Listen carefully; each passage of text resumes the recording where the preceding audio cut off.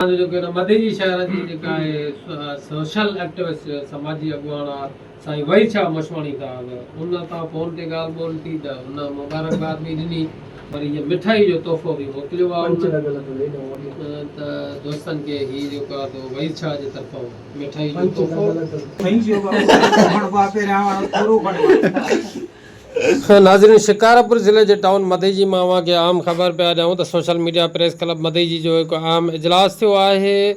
2026 जे हवाले सां नई बॉडी जो ऐलान भी कयो वियो आहे। अवां खे आम ख़बर पिया ॾियूं मधेजी मां जिते सोशल मीडिया प्रेस क्लब मधेजी जो हिकु आम इजलास थियो आहे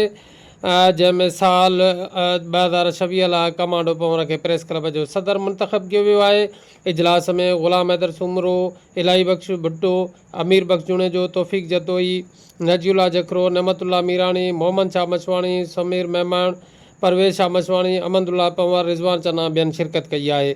मेंबरनि जे इतफ़ाक़ राय सां सीनियर साफ़ी कमांडो पंवर खे सदर मुक़ररु कयो वियो आहे जॾहिं त इलाही बख्श भुट्टो खे सीनियर नायब सदर, सुमेर मेमण खे जनरल सेक्रेटरी, नजीउल्ला जखरो खे नायब सदर मुक़ररु कयो वियो आहे।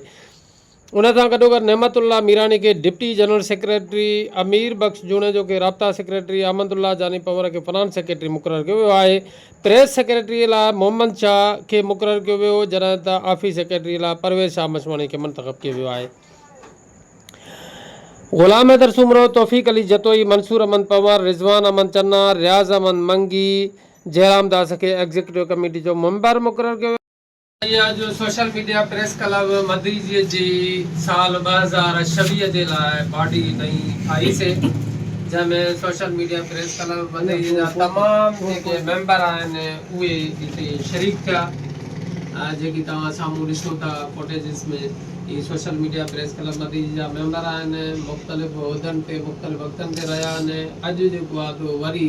थोरो कुझु अरसे खां पोइ वरी सोशल मीडिया प्रेस क्लब जी जेका 2026 जी बॉडी आहे उहा न ठाही ते उहा अॼु ठाहीसीं। उन में मुख़्तलिफ़ उहिदेदार आहिनि जंहिंमें सदर जेको आहे उहो मूंखे कमांडो पंवर खे जेको आहे मुंतख़ब कयो वियो आहे जॾहिं त सीनियर नायब सदर आहे उहो इलाही बख्श भुट्टो साहिबु आहे। जनरल सेक्रेटरी जेको आहे सुमेर मेमण आहे। नायब सदर जेको आहे उहो नजीउल्ला जखरो आहे। Deputy general secretary Nematullah Mirani आहे ऐं उन सां गॾोगॾु जेको राब्ता सेक्रेटरी आहे उहो जनाब अमीर बख्श जुणेजो साहिबु आहे। उन सां गॾोगॾु जेके आहिनि फाइनेंस सेक्रेटरी अहमदुल्ला पंवर आहे ऐं एग्ज़ीक्यूटिव कमेटी जो जेको चेयरमैन आहे उहो ग़ुलाम हैदर सुमरो आहे। उन सां गॾोगॾु उन जा मेंबर जेके आहिनि उहे कुझु रिज़वान चन्नू साहिबु आहे। उन खां अलावा तौफ़ीक जतोई आहे। ऑफिस सेक्रेटरी परवेज़ शाह खे मुक़ररु कयो ते मोहम्मद शाह जो छा प्रेस सेक्रेटरी जेको प्रेस तर्जुमान आहे उहो मोहम्मद शाह दा उनजो उहिदो आहे। बाक़ी जेके आहिनि दोस्त एग्ज़ीक्यूटिव कमेटी जा मेंबर आहिनि। अॼु हिन जेका नवनि उहिदेदारनि खे असांजो जेको मधेजी शहर जी जेका आहे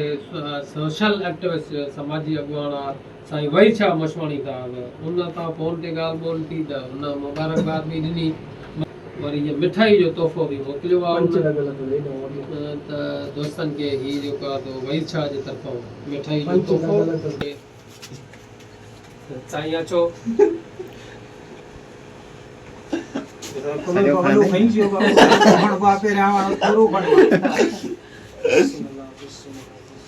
जेको अॻ में सो वॾी वॾी खणो मिठाई जी जल्दी छो भला जे लाइ मिठाई वरी वापसी थींदी न वापसी न करे असां इन करे इंदरी में मार गया अला यार मां बोलो जेको है एक जेको नदी मुबारक भी दवा कुल दई जानो ये यार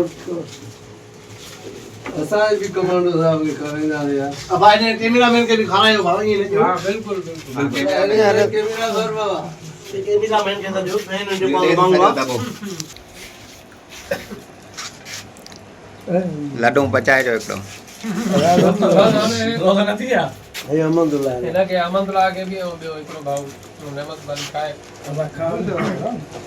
नेमत के ना नेमत पैसा ले ले अहमदुल्ला तू तो पीना रे भी दे दो शो तू जो मिठाई दे बड़ो खान मिठाई दे रहा हूं ओ क्यों